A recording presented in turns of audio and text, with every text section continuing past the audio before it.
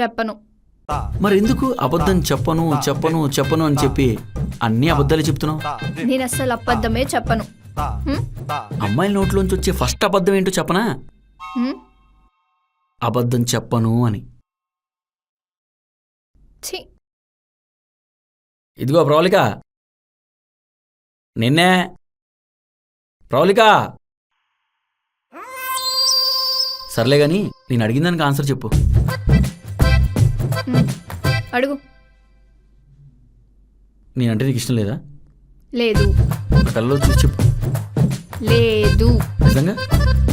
లేదు లేదు లేదు.